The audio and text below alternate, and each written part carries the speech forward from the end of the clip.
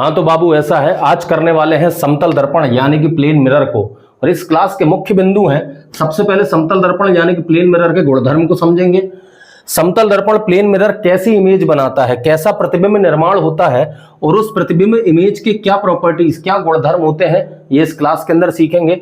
और मुख्य चीज हल करेंगे, इस टॉपिक से रिलेटेड कौन से बोर्ड एग्जाम क्वेश्चंस बनते हैं, बोर्ड परीक्षा में जो प्रश्न पूछे जाते हैं इस टॉपिक से रिलेटेड वो कौन से होंगे। तो चलिए कॉपी पेन निकाल लीजिए, हेडिंग लगा लीजिए प्लेन मिरर, और अगर सब हेडिंग लगाना है तो वो भी लगा लीजिए image formation by plane mirror, प्रतिबिंब का निर्माण।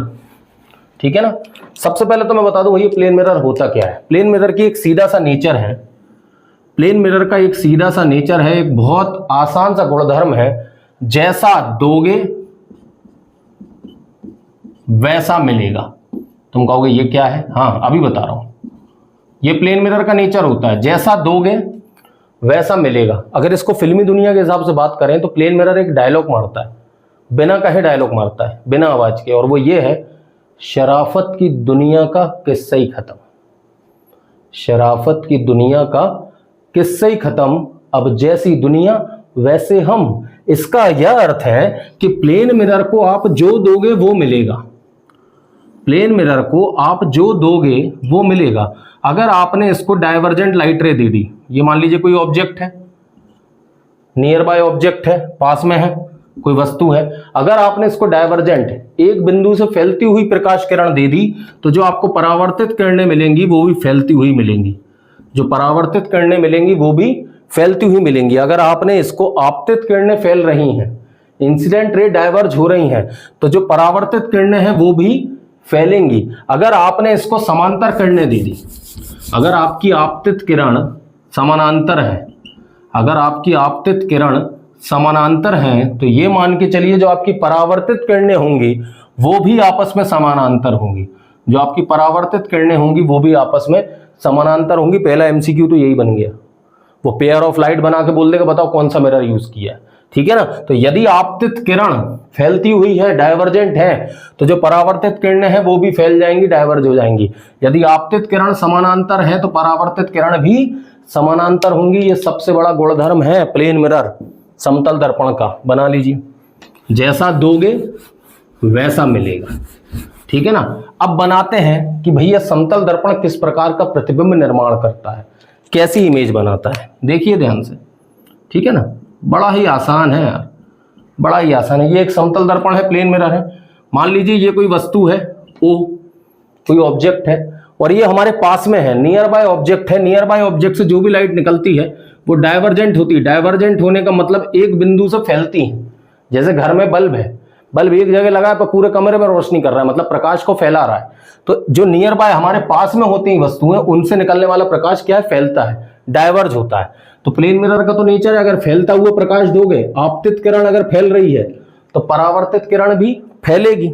अगर आपतित किरण फैल रही है तो परावर्तित किरण भी फैलेगी। फैला दो, ये फैला दिया, एक चली कलकत्ता, एक चली दिल्ली।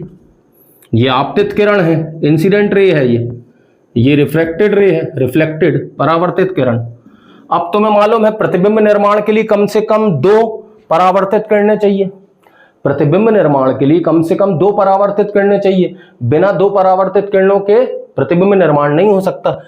एक ये रही, एक ये रही, क्या ये दोनों कहीं मिल रही हैं? एक चली उस तरफ, एक चली इस तरफ। तुम कहो भैया ये तो कहीं नहीं मिल रही। अरे मिलेंगी, जो आगे नहीं मिल पाते वो पीछे मिलते हैं, यही होता है ना। जो सबके सामने नहीं मिल पाते वो, समझ गए ना, हाँ समझ गए। ठीक है ना। जो आगे नहीं मिल पा रहे थे उनने कि चलो व्यवस्था बनाओ पीछे, उनने पर्दे के पीछे मिलना चालू कर दिए। तो ये बन गया प्रतिबिंब किस वस्तु का, इस वस्तु का। तो तुम कहोगे सर ये कैसा प्रतिबिंब बना? ये ऐसा प्रतिबिंब है, ऐसा प्रतीत हो रहा है कि जो परावर्तित किरणें हैं वो कांच के पीछे से कहीं से आ रही हैं। तभी तुम कहते हो ना तुम्हारा प्रतिबिंब कांच के अंदर बनता है, पर कुछ है नहीं कांच के अंदर।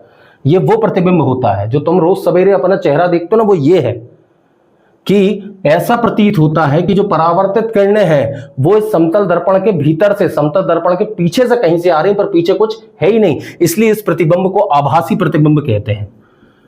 इस प्रतिबिंब को आभासी प्रतिबिंब कहते हैं। जितनी दूर पे वस्तु है उतनी दूर पे ही प्रतिबिंब बनता है। जितनी दूर पे वस्तु है उतनी ही दूर पे प्रतिबिंब बनता है।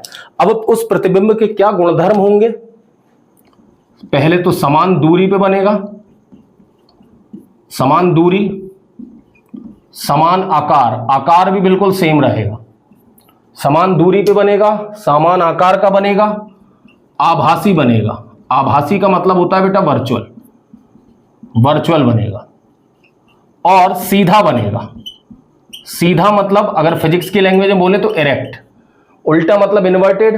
रियल इमेज हमेशा इन्वर्टेड होती है, उल्टी बनती है, और वर्चुअल इमेज हमेशा सीधी बनती है, इरेक्ट बनती है। तो ये वो चार गुणधर्म हैं जो समतल दर्पण के प्रतिबिंब में होते हैं। समतल दर्पण का प्रतिबिंब समान दूरी पर बनता है, समतल दर्पण का प्रतिबिंब समान आकार का होता है, समतल दर्पण का प्रतिबिंब आभासी होता है, वर्चुअल होता है, समतल दर्पण का प्रतिबिंब सीधा होता है, इरेक्ट होता है। बनता कैसे? ऐसे कि ऐसा प्रतीत होता है कि जो परावर्तित किरणें हैं वो कहीं, जो परावर्तित किरणें हैं वो कहीं दर्पण के पीछे से आ रही हैं। It seems that the reflected rays are coming from behind the mirror. ऐसा एहसास होता है, ऐसा प्रतीत होता है कि जो परावर्तित किरणें हैं वो कहीं ना कहीं दर्पण के पीछे से आ रही हैं। तुम कहोगे सर इसमें क्वेश्चन क्या पूछा जाता है? मेन क्वेश्चन यही पूछा जाता है कि समतल दर्पण से जो प्रतिबिंब बन रहा है उसके गुणधर्म क्या होंगे? उसके गुणधर्म ये चारों होंगे, समान दूरी पर बनेगा, समान आकार का बनेगा, आभासी वर्चुअल बनेगा, सीधा इरेक्ट बनेगा। दूसरा सवाल होता है कि आरेख बना के दिखाइए, रे डायग्राम बना के दिखाइए। तो ये रे डायग्राम है, ये किरण आरेख है, ये रे डायग्राम है काय का? प्रतिबिंब निर्माण का। कि आपने एक वस्तु ली, ये आपके पास थी, इससे आने वाली लाइट रे कैसी थी? फैलती हुई थी, तो आपको परावर्तित किरणें भी फैलती हुई मिलेंगी।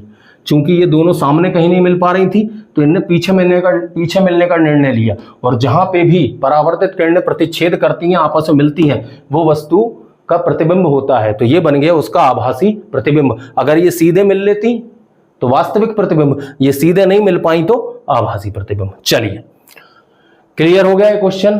पक्का? इसमें कहीं कोई डाउट है? ये था image formation by plane mirror, समतल दर्पण के कारण प्रतिबिंब का निर्माण। चलिए तो आगे बढ़ते हैं नेक्स्ट लेक्चर में।